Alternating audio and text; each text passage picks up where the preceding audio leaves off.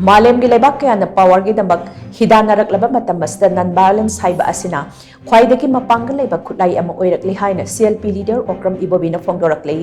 मनपुर प्रदेश Congress committee न सिंधुना ngasi BT road लेबा कांग्रेस बावन ता पांगथोकपा महात्मा गांधी लेगिदबगी 63 सुबा मपोक थौरमदा वाफम से फोंदोकलदुना महात्मा हाई महात्मा गांधी न पामजरम नॉन वायलेंस के आइडियोलॉजी अदुंगा सिगी मिरोलना तुंग इंदुना चटपगी तंगाई फदबा लई ब्रिटिश न मियत मिनई कयागा लोइनेना सही किया लेबाक असदा लोइलम लेंगाक चथरम लबतुंगदा महात्मा गांधी की नॉन वायलेंस हाइरिबा खुलाई असिना मपांगल लेखरबा ब्रिटिश पो लेबाक असदगी तांथोक लगा मनिंग मखा तंबा लेबाक अमा ओहेलंबनी ngasi manipur da oiriba phibam asda mahatma gandhi ki non violence ke ideology adu henna chusinarakli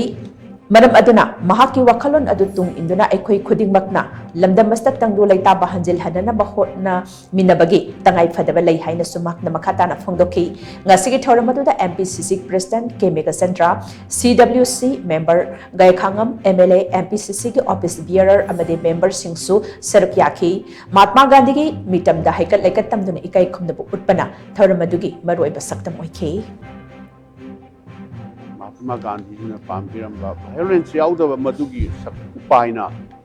कोई मणिपुर से तुना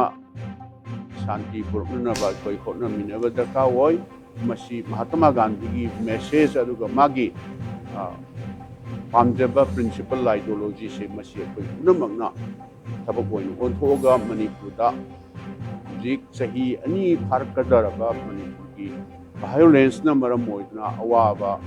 थेंगनरिबा मयाम पुनमक्सिंग असे मसी कोई पुनमिनना शांति पुरनबा होनमिनसी महात्मा गांधी जी ने पामजरंबा मागी हिंसा याउदबा नॉन वायलेंस से मणिपुर की कॉन्टेक्स्ट दी जिगला इब तौनरिबा फिल्म मणिपुर ले फिल्म हेनबु रिलेवेबल होइबा हाइबा तारे कोई पुनमक्ना होनमिनना हिंसा याउदना मणिपुर से शांति पुरनबा